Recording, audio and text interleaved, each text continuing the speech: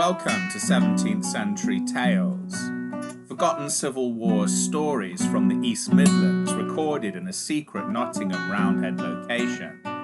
Episode 9, The Puritan Power Couple. If you remember from last time's episode, I said that 17th Century Tales had a distinctly Cavalier bias. I introduced the episode by explaining that 17th Century Tales is a National Civil War Centre podcast, and as the National Civil War Centre is in Newark, and Newark was Cavalier, most of the episodes reflect a sort of Cavalier bias, and a specifically Newark focus at some point in the episode. But last week we decided to break with tradition and tell the story of a Roundhead, Major General Thomas Ballard. Now, from a Cavalier perspective, we were cheating a little bit because he was an appalling Roundhead and a bad example of pretty much everything that you would constitute with Roundheads. In this episode, we're going to genuinely redress the balance and talk about not one but two Roundheads who were really quite formidable and extraordinary and were a constant thorn in Newark's side during the First Civil War. I'm talking about the governor of Nottingham and defender of Nottingham Castle, John Hutchinson, and his wife, Lucy Hutchinson. And if you like, you can see this episode as a sort of companion episode to the episode Mad Madge, which looked at the Cavalier power couple of the East Midlands, William and Margaret Cavendish, with a particular emphasis on Margaret Cavendish. The interesting thing about John and Lucy Hutchinson is if you saw pictures of them or knew a little bit about their backgrounds, you would never have pegged them as choosing the Parliamentarian cause and in effect becoming Roundheads. There is a portrait of John Hutchinson by James Nightingale that has him decked out in armour with long hair and his hand in that sort of pointy pose they liked back in the 17th century with his son by his side. And he looks like a cavalier. I guess it's the long hair that does it. He also liked art and culture and music and dancing, not traditionally Puritan pastimes, it has to be said. But he was a staunch Puritan.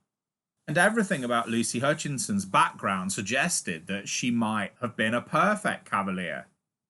Before Lucy Hutchinson married John and became Lucy Hutchinson, she was Lucy Astley. And she was born, literally born, in the Tower of London.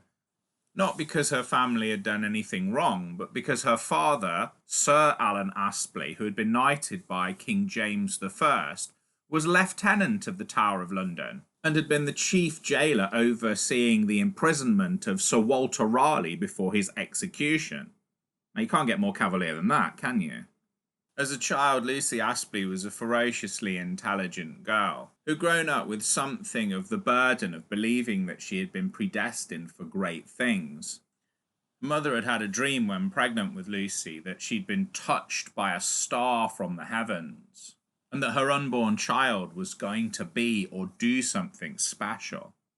Lucy Astley was unusually well educated for a young lady of the period.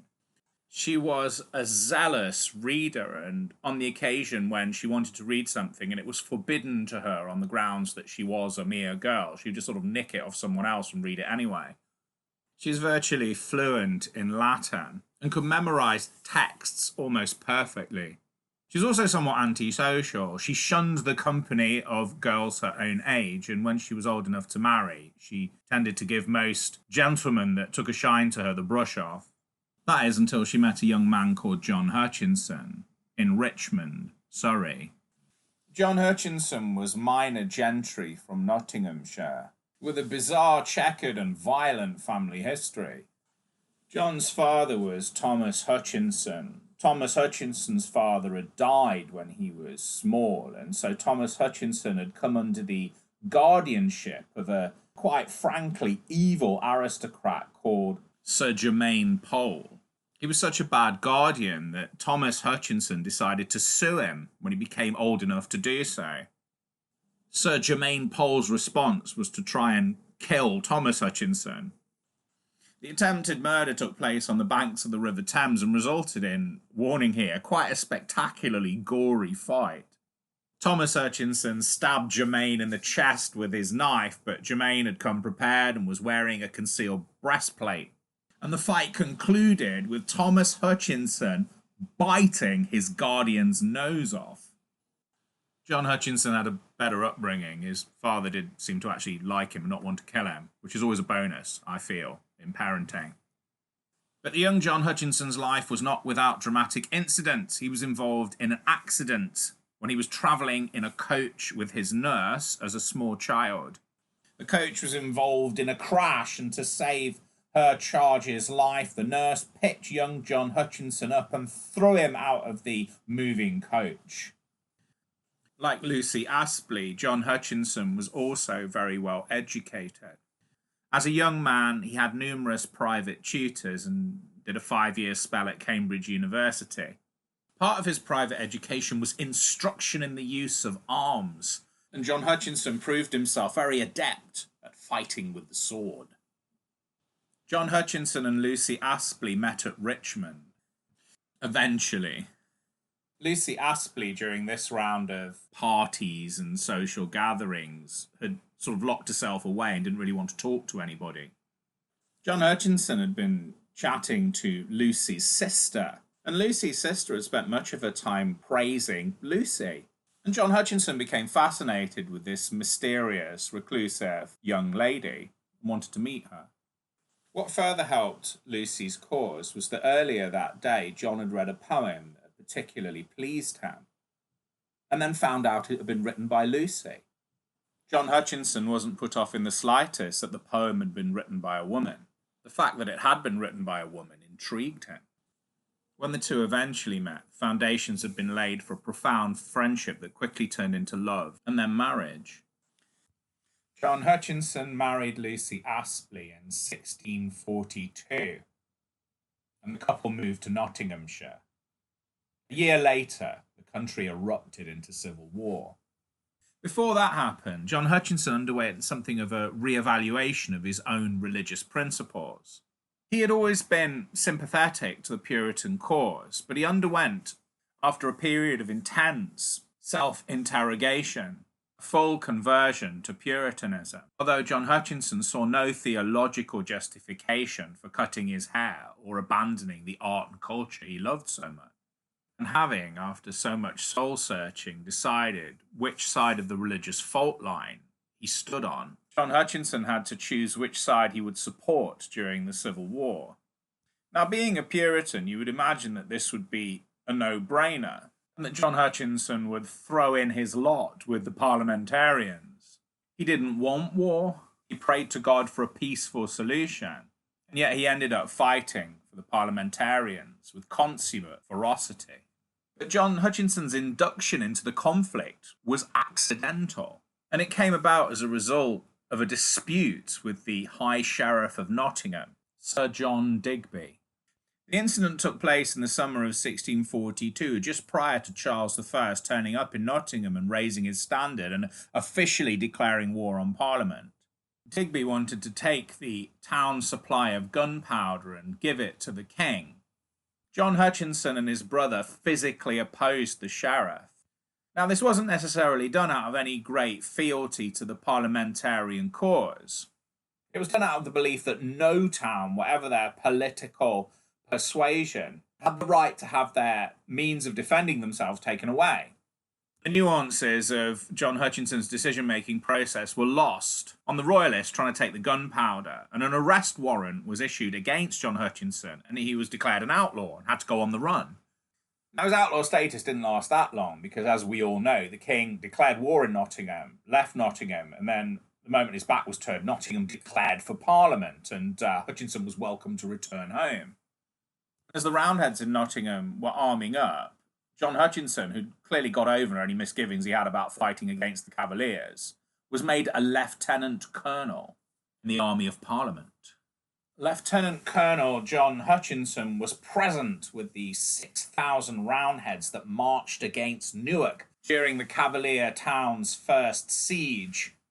The assault on Newark was an absolute disaster for the Roundheads, the siege lasting 1.5 days, resulting in the Parliamentarian army basically giving up and going home. But John Hutchinson distinguished himself during the attack on Newark. How did he do it? I'm not going to tell you. You'll have to listen to the previous episode about Major General Thomas Ballard in order to find out those particularly juicy military anecdotes. After the failed attempt to capture Newark, Nottingham came within a hair's breadth of being captured or torched by the armies of Queen Henrietta Maria, wife of King Charles I. But she decided she had better things to do and didn't attack Nottingham, which was lucky for Nottingham because Nottingham was in quite a poor state of defence, from its insufficient earthworks to its ruinous castle. At this point in the story, on the 29th of June 1643, John Hutchinson was put in charge of Nottingham Castle. Not only was the castle in a state of horrible disrepair, its supplies of gunpowder and shot were alarmingly low, because Sir John Meldrum, a Roundhead general, who would go on to attack Newark during the second siege, had appropriated much of the castle's supply of gunpowder and shot to give to his own soldiers, who were off to drive the Cavaliers away from the besieged town of Gainsborough. What weapons and ammunition that John Hutchinson did have left was spread very thinly over a ruined castle and some very poor earthworks that surrounded Nottingham.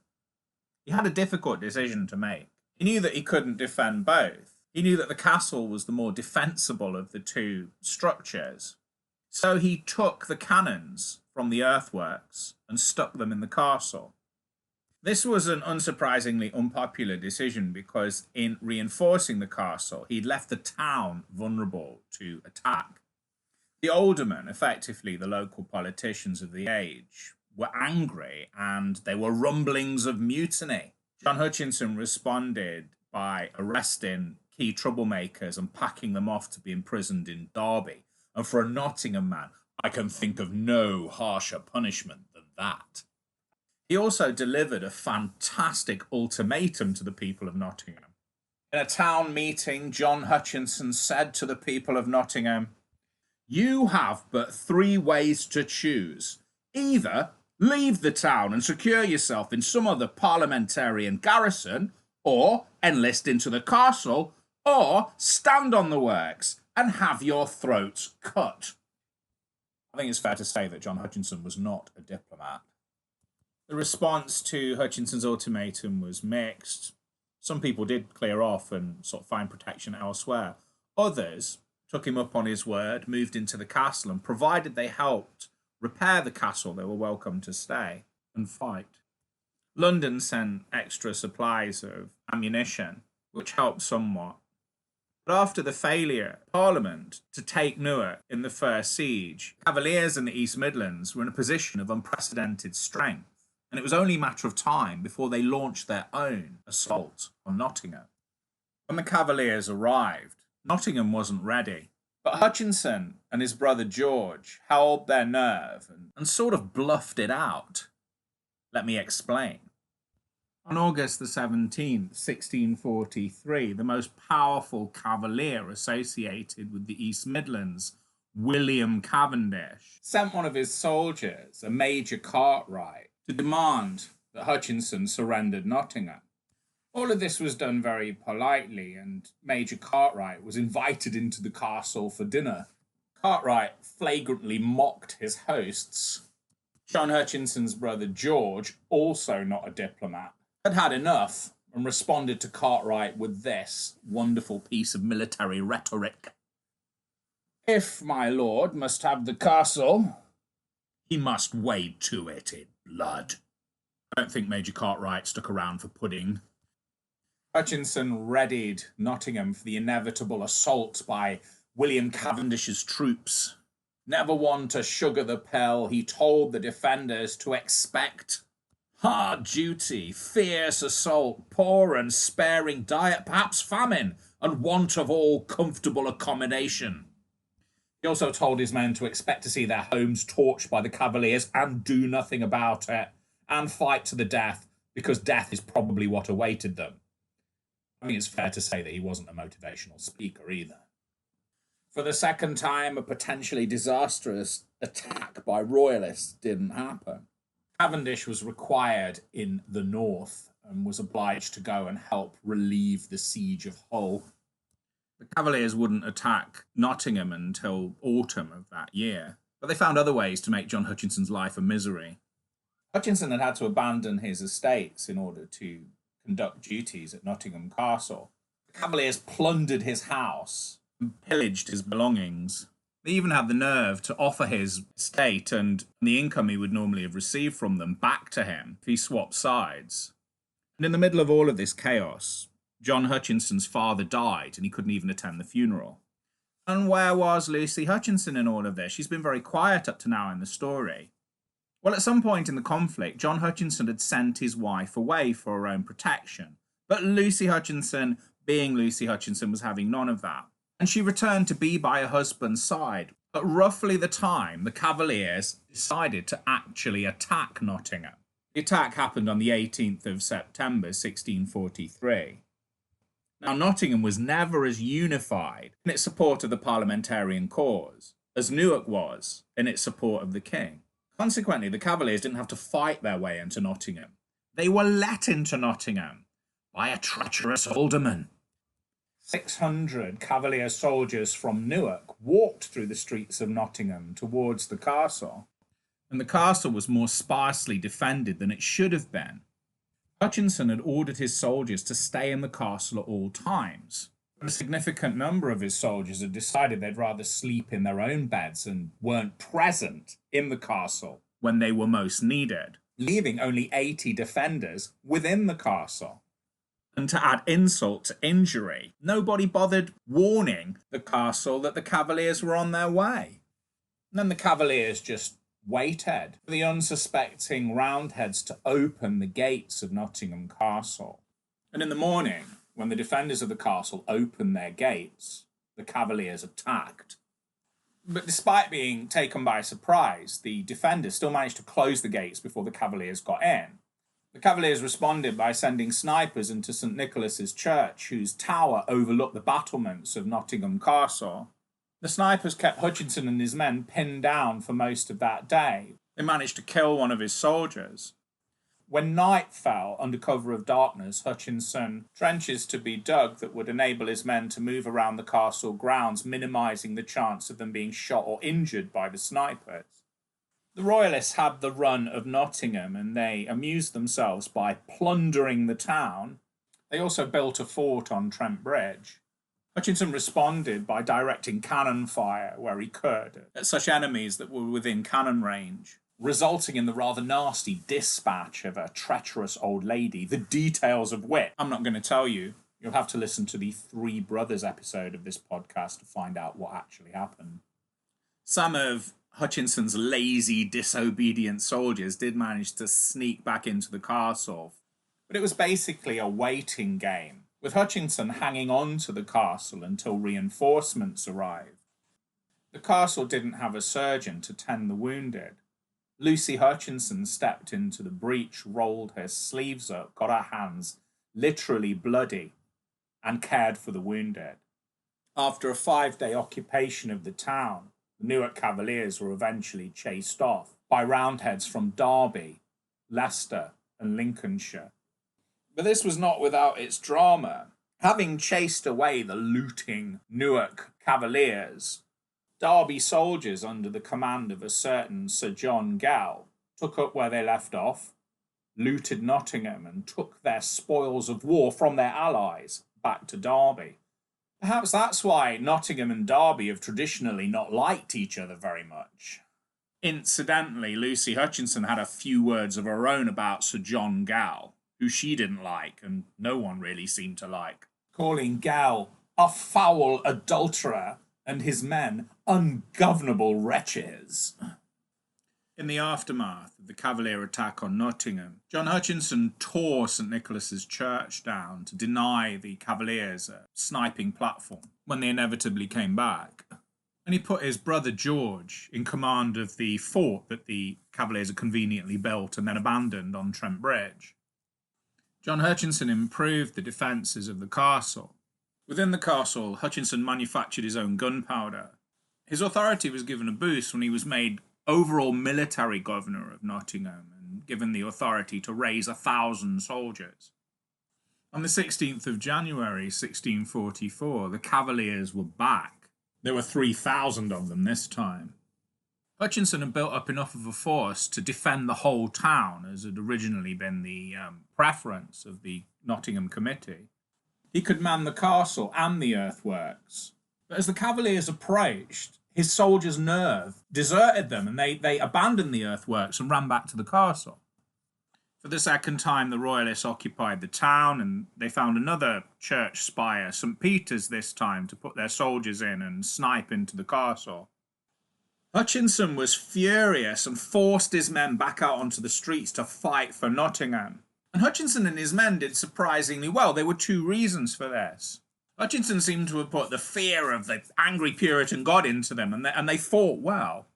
The second reason for Hutchinson's success was the cold. It had been snowing, and the Cavaliers had marched through snow to get to Nottingham. And the damp and the cold had drained a lot of their strength, and so despite their numerical superiority, the cold had sucked the fight out of them. And after some particularly savage street combat, their will to continue was diminished and they were ejected from Nottingham. And it was said that you could mark their retreat from Nottingham in the splashes of blood across the pristine white snow surrounding the town. In the aftermath of this second attack, Colonel Hutchinson didn't tear St. Peter's Church down, and you can still see the building today in St. Peter's Gate in Nottingham, next to McDonald's. It's lovely. Thank you, John Hutchinson, for not destroying a lovely Nottingham landmark. Having failed to take Nottingham by direct assault, the Cavaliers from Newark decided to use guile and launched a bizarre clandestine raid to take the fort on Trent Bridge, the details of which I'm not going to tell you because it's all laid out in episode 2 of this podcast called Three Brothers. So if you want to know what happened and how the Cavalier raid went horribly wrong, listen to that episode if you haven't already. The Roundheads tried to capture Newark for the second time. The assault, incidentally, was led by Sir John Meldrum, the man that had requisitioned Hutchinson's powder and shot at the beginning of the Civil War. Meldrum was famously defeated at Newark by the great Cavalier soldier extraordinaire and nephew to King Charles I, Prince Rupert of the Rhine, recurring character in these podcasts. And in the immediate aftermath of the siege, Hutchinson almost had his own encounter with Rupert when Rupert marched on Nottingham with the full intention of burning it to the ground, as was his occasional wont, but was prevented from doing so when he was ordered away on the king's business. Can you see a pattern of providential deliverance emerging here? But worse than Rupert or Cavendish or any Cavalier enemy that they could both readily identify, John and Lucy Hutchinson arguably faced a greater threat from within. The Nottingham Committee resented the Hutchinsons' pragmatically brutal tactics, and at any and every opportunity they ran interference against the couple, running the gamut from grumbling and backbiting to actively trying to turn some of Hutchinson's military allies against him. It got to the point that they were so successful that some of Hutchinson's soldiers wouldn't obey direct orders unless they were backed up by the Nottingham Committee. There was a legitimate question, I suppose, over who had final authority in Nottingham. Was it the governor or was it the committee? This prompted John Hutchinson to make 2 trips to London in the middle of a war to get a ruling from Parliament as to who was ultimately in charge of Nottingham. Parliament favoured Hutchinson, but in the time it took to make these 2 journeys, behind his back and in his absence, a hostile member of the clergy preached a sermon against him, and some members of the Nottingham Committee ran off with a load of money that was supposed to pay Hutchinson's soldiers. And the Cavaliers launched another raid on Nottingham and retook the fort at Trent Bridge and killed 20 of Hutchinson's men. When Hutchinson came back, he retook the fort. What probably saved John Hutchinson from further trouble and perhaps even outright mutiny was that the balance of power in the war shifted radically towards Parliament after an incredible victory in Yorkshire at the Battle of Marston Moor.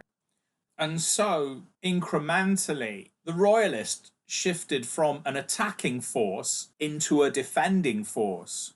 And by the time John Hutchinson saw his next significant run of combat, the Cavaliers were on the verge of defeat, with only a few recalcitrant, defiant cities and towns holding out against them. and one of those was Newark. In the early stages of the Third Siege of Newark, before Newark could be successfully encircled by the Roundhead host marching against it, surrounding Cavalier garrisons had to be captured first. One of these was Shalford Abbey. John Hutchinson was present with the Roundhead Major General Sydenham Points during the assault on Shalford. Now, if there's a black mark that stains the character and reputation of the Roundheads in the East Midlands during this time, it's the attack on Shalford. The Roundheads killed prisoners at Shalford. Colonel John Hutchinson was in the thick of the fighting and certainly killed a Cavalier officer in hand-to-hand combat where his prowess with a sword was put to the test. He also definitely ordered the burning down of a church in Shalford in order to smoke out the Cavalier defenders who'd refused his offer of surrender. Whether he actually took part in the killing of prisoners is a point of contention amongst historians. After John Hutchinson's death, Lucy Hutchinson would go to great lengths to illustrate John Hutchinson's honourable behaviour during that assault, describing how he actually shielded the governor of Shalford from harm and interceding with points for the lives of some of the prisoners. As we'll see in a moment, Lucy Hutchinson had very serious reasons for defending her husband's reputation when she wrote his biography. So we'll never completely know the extent to which John Hutchinson was guiltless or liable during the assault on Shalford. John Hutchinson was present at the Third Siege of Newark.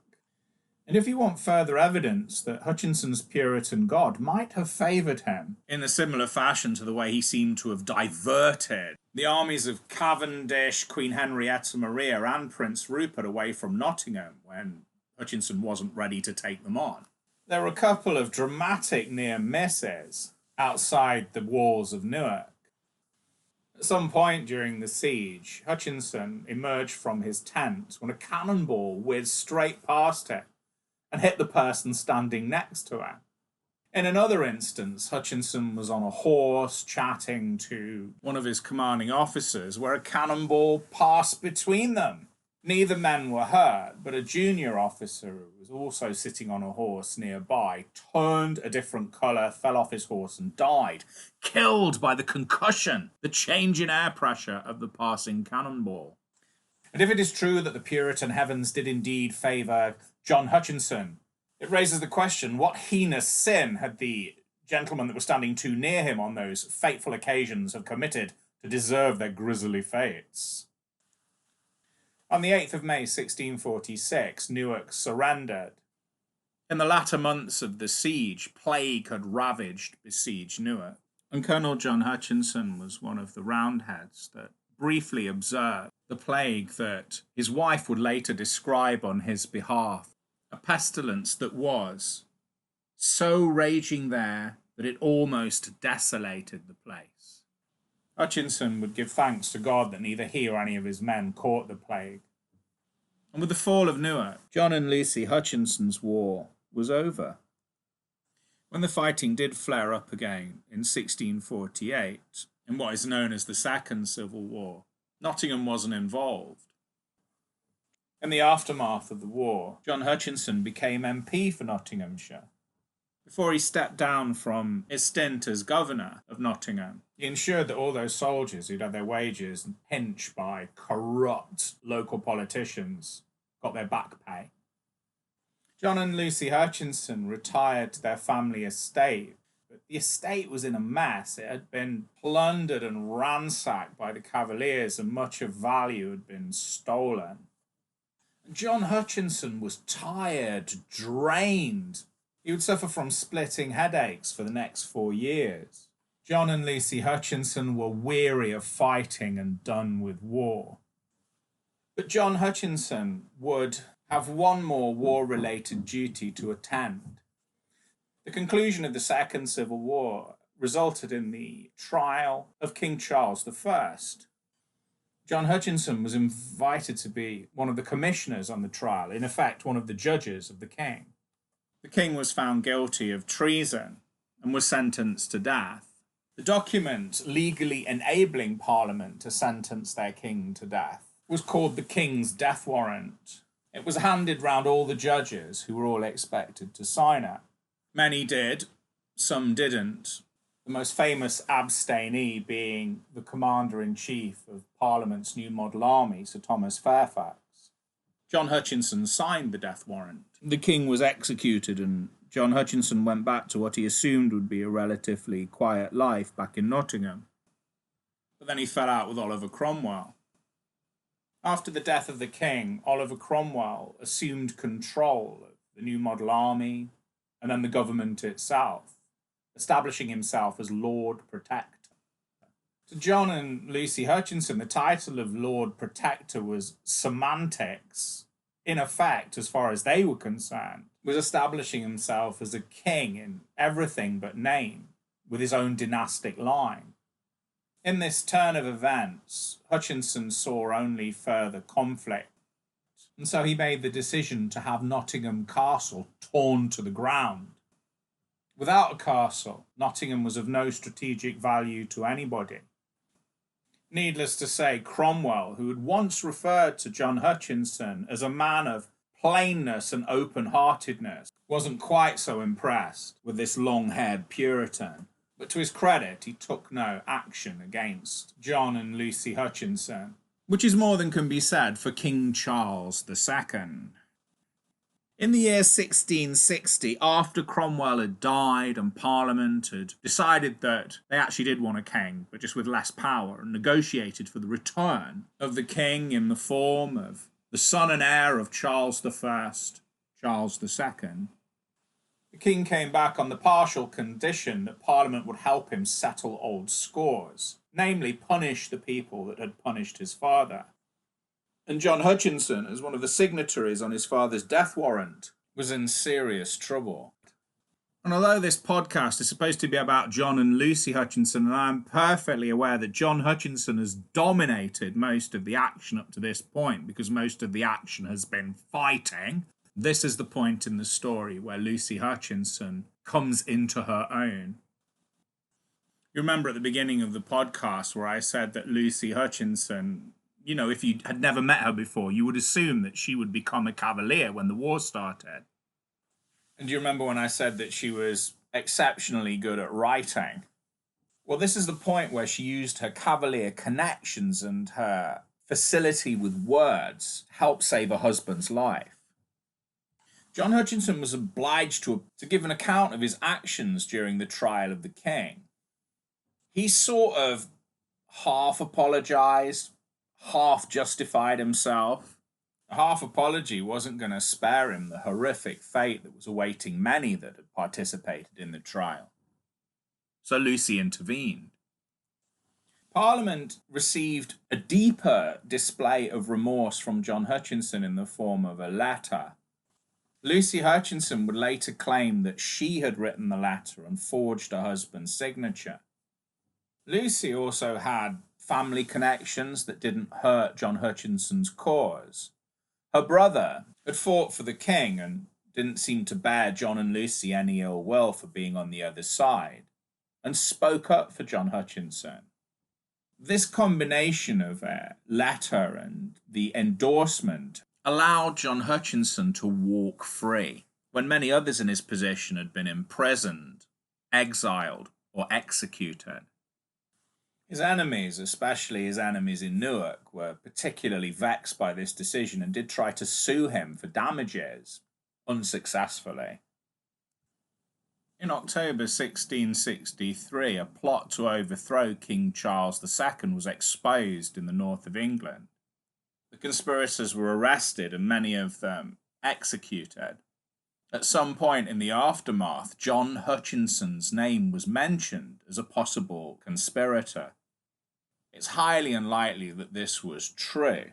It's more than likely that this was the settling of old scores, and that Hutchinson's name had been deliberately mentioned because the perception amongst many of his enemies was that he'd gotten away with murder as far as the king was concerned. John Hutchinson was arrested and incarcerated for a period at the Tower of London, the place of his wife's birth, ironically. He was transferred to Sandown Castle in Kent. Lucy Hutchinson and her eldest daughter moved to Sandown to be with him. Sandown Castle was a filthy and damp environment to be locked away in. John Hutchinson fell ill, and on the 11th of September 1664 he died. Perhaps that was the plan all along, just let the castle kill him, save the bother of a messy trial, an execution. A few years later, we don't know the exact date, probably sometime in the 1670s, Lucy Hutchinson wrote a biography of her husband entitled Memoirs of the Life of Colonel Hutchinson. It was never published in Lucy's lifetime and probably never intended for publication. Its purpose was definitely to preserve a record of Colonel John Hutchinson's honourable actions according to his wife, for the sake of their children, some of whom were young and had never really known their father properly. The second agenda for writing the book was probably to defend the reputation of a man now in danger of either being forgotten altogether or, if remembered at all, branded as a traitor. Although not published in Lucy Hutchinson's lifetime, the manuscript would survive and be formally, officially published in 1806. And it's still in print today. And it's brilliant. Lucy Hutchinson is now rightly regarded as one of the great female writers of the Civil War period. Her memoir provides the most vivid and detailed account of the fighting in the East Midlands during the Civil War. It provides wonderful micro-portraits of many of the players, both local and national, in the Civil War. And although the agenda was clearly and honourably designed to elevate her husband and claw back his reputation, you get a real sense of Lucy Hutchinson as well. Her fanatical devotion to her husband, her love of God, and her hatred of really rather a lot of people on both sides of the Roundhead Cavalier divide. Memoirs of the life of Colonel John Hutchinson are really bitchy in places. She accused Prince Rupert of robbing prisoners at the Second Siege of Newark. She said that Thomas Fairfax was under the thumb of his wife. She called Cromwell a tyrant, and then, not satisfied with that, had a pop at his family, his wife and his kids, calling them insolent fools. And not content with that, she really didn't like the Cromwells, by the way. Once Cromwell had assumed control of the kingdom as Lord Protector, she said this about his family's inability to look like a proper ruling family.